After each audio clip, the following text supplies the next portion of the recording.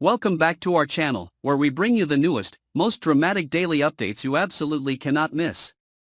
Make sure to follow and subscribe so you never miss the latest news and plot twists from the show.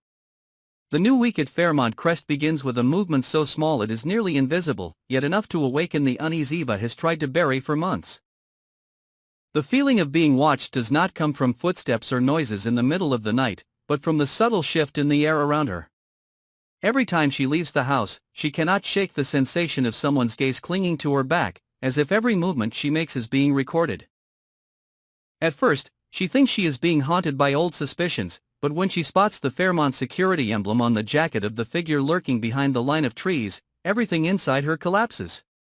The security staff of the Crest do not act without orders, and those orders can only come from someone very high up in the power structure here. One question haunts her through endless nights: who decided to have her watched, and for what purpose? While Eva is being pulled into the darkness of feeling hunted, another story quietly begins to ignite on the other side of the Crest. Andre and Dani, who have been standing on the edge of misunderstanding and distance for weeks, suddenly re-establish a connection no one expected. The images on the USB that Dani accidentally saw keep replaying in her mind, and when Andre notices the same familiar symbol appearing in a secret Dupree Foundation meeting, all the pieces that once seemed scattered suddenly link together into a complete shape. They realize that the blessing ritual Anita performed is not some harmless family superstition, but a ceremony that paves the way for silent political and power decisions at the heart of Fairmont Crest, where hidden rites are used to designate successors for positions that will never be written on paper. What makes Dani so angry that her hands tremble is not the grotesque nature of the ritual itself, but the fact that her mother dragged an entire network of power into her life without ever letting her know. The betrayal does not lie in one single act, but in the deliberate concealment, a stripping away of her right to choose. Andre witnesses everything from beside her, feeling the storm inside Dani grow stronger by the hour, and for the first time he decides to place his loyalty in someone other than himself. Their cooperation quickly leads to another discovery, a document titled the Crest Renewal Project. Every line of text gives off a chilling sense of control and manipulation. 12 titles, 12 ritual roles, all of them assign names except for the central position, the chosen vessel. What renders Dani speechless is not that empty space, but the realization that her own name appears nowhere on the list. The person Anita wants to protect, the future she wants to build, has never been Dani. Deep inside Dani, a slow-burning flame of anger flares up as it mixes with the pain of being excluded. She had always believed that despite all her sharp edges and secrets, Anita was still the kind of mother who would choose family over power. But perhaps she was wrong, and this mistake is big enough to shake every value Dani has clung to up until now. At the same time, Eva seeks out Andre in an unconscious attempt to regain some control over the situation. But instead of finding the man she once leaned on, she sees Andre and Dani standing very close to each other, not in an intimate way, but in the way of two people sharing a secret from which she has been completely shut out. The feeling of betrayal hits Eva like a punch to the chest. She cannot understand why Andre, the man she believes still carried unresolved feelings for her, is now choosing to stand on Dani's side. Worse, the look in Andre's eyes when he gazes at Dani is nothing like the way he has ever looked at her.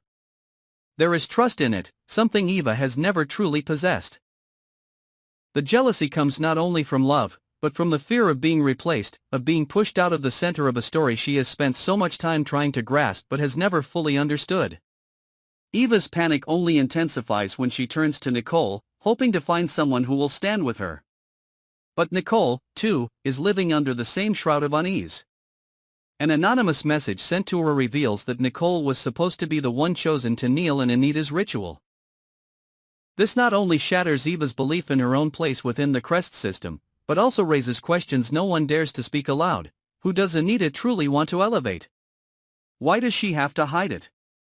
And why would she exclude both Dani and Eva at the same time? Is Nicole holding the key to a larger scheme, or is she herself just another pawn on the board? As Andre and Dani continue to dig through the documents, Dani cannot escape the turmoil inside her. Part of her wants to uncover the truth as quickly as possible in order to reclaim control over her own life, but another part fears that the answers will prove she was never seen by Anita as a worthy heir. For the first time since coming to the Crest, Andre sets aside the broader family dynamics and quietly sides with Dani.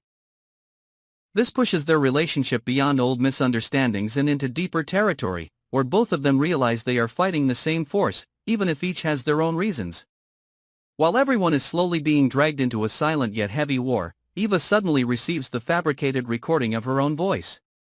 Despair floods her as she realizes someone is working to turn her into a traitor, possibly pushing her into a position where she could be cast out of the Crest entirely.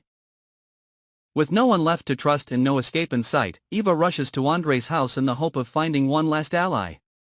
But when she steps into the pitch-dark, unnervingly quiet space, she realizes the worst part is not that no one is waiting for her, but the sense that something has already happened there, something she is too late to stop. The door is left ajar, the room is dark, the light flickers, and a single piece of paper lies on the wooden table. The hastily scrawled line, "The next blessed one has been chosen," along with a black circle bearing the letter D, makes Eva's heart plunge into a void. What does D mean? Dani? Dupree? Or a name that has never yet been revealed? Why was this message left in Andre's home? Is he involved, or was he merely chosen as a place to drop a warning? And if the chosen one is truly connected to the face she saw in the ritual video, then what is Eva's role in this chain of schemes? Is she an extra piece, a sacrifice, or merely a pawn being used to divert attention? Each character is being pushed into a corner in their own way. Dani must confront the truth that blood ties have never guaranteed loyalty. Andre realizes his long silence may have left Dani facing danger alone. Eva stands between the fear of being cast aside and the hatred for those who have pushed her out of the game. Nicole is trapped between the truth and the invisible eyes shadowing her every step. And behind all of this is the shadow of a force they have not yet seen in full, quietly orchestrating every event with chilling precision. Is D just a random symbol, or is it a warning that a new purge is beginning within the Crest? Who is behind every decision? Who is arranging each piece on the board? And more terrifying still, who will be the next one removed from the game without ever knowing why? Andre's empty house becomes the starting point of a new nightmare, not only for Eva but for everyone connected to the secrets of the Crest. The moment her eyes land on the sheet of paper with the black circle and the letter D, her fear is no longer just about being watched or cast aside, but about the realization that she has been placed at the center of a game where every step is a trap. The silence in the room makes her feel as if someone has just left a few seconds earlier, as though the movement of the air still carries the fading warmth of a plan she was never meant to know about. Frustration mixed with humiliation surges in Eva's chest like water pushing against a cracking dam, because no matter how much she tries to deny it, she understands one thing: in the world of Fairmont Crest, the one who knows the least is often the one in the greatest danger. While Eva sinks deeper into confusion, Dani and Andre are on a completely different path, one that leads them straight to the heart of the scheme Anita has tried so desperately to conceal. After leaving Andre's house, they go to a discreet location to continue decoding the hidden files in the Crest Renewal Project. Beyond the list of 12 ritual roles, the document also contains covert conditions attached to each position. Power, loyalty, sacrifice, and even the willingness to disappear if necessary to protect the Crest's secrets.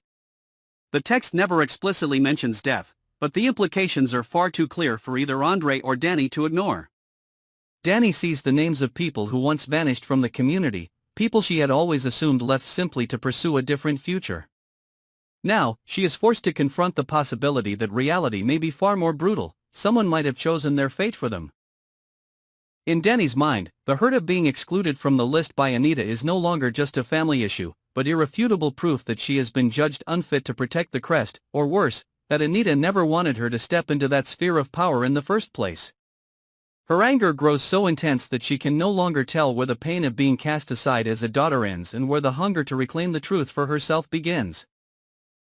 Each page she reads feels like a fresh cut across her pride, pushing her to the edge between walking away from everything and burning down everything her mother has spent a lifetime building. Andre, on the other hand, sees in Dani something he has always tried to avoid confronting: the emptiness that comes with realizing the idea of family you were sold for years may never have been real.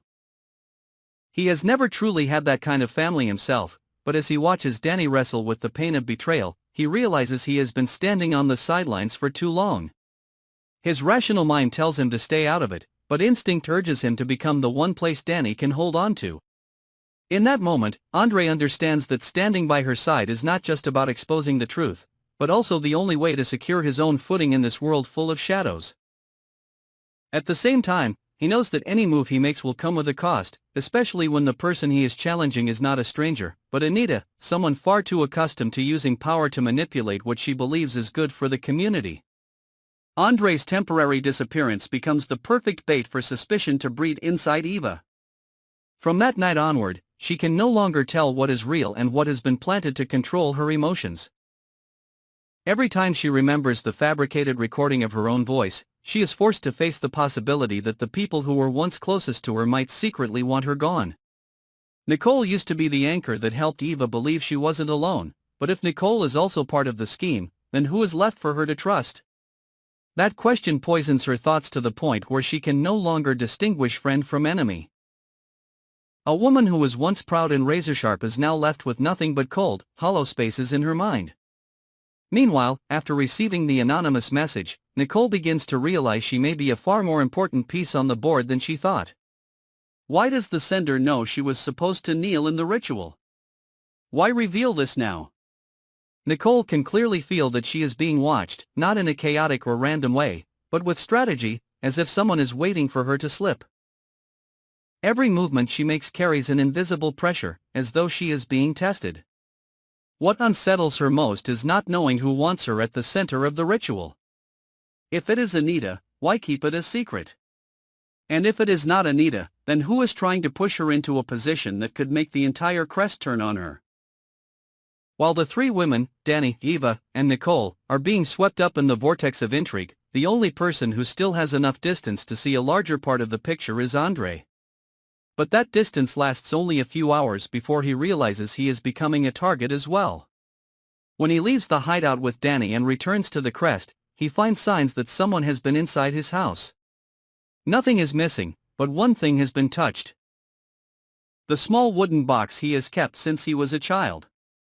No one knows what is inside except him, but the mere fact that someone laid a hand on it is, to Andre, a direct threat that even his last shred of privacy has been violated. The question that sends a chill down his spine is whether his investigation with Dani has been under surveillance from the very beginning. As these events drive each character closer to the edge, the atmosphere in Crest becomes more suffocating than ever. Each of them is cornered to the point where a single push could trigger decisions with devastating consequences. Dani is torn between confronting Anita directly and the fear that doing so will paint a target on her back. Eva must decide whether to expose the fake recording to prove she was framed, or stay silent to avoid being branded a divisive troublemaker. Nicole has to choose between continuing to play the neutral observer or admitting to herself that she is being positioned for a role she is not ready to face. Andre stands before the most dangerous choice of all: stay by Dani's side as an ally, or leave the Crest before everything spirals completely out of control. All of this turmoil leads to one overarching question: who is truly pulling the strings? Is Anita hiding a secret even bigger than the ritual itself? Is the Crest renewal project merely a cover for a brutal internal purge? And is the letter D on the paper in Andre's house only the first mark in a series of names that have already been lined up in a predetermined order?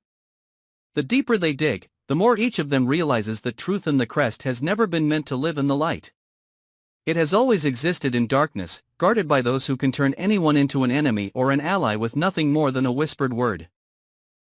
And if the black circle really marks the one who has been chosen, the most terrifying question of all is this: chosen to become what?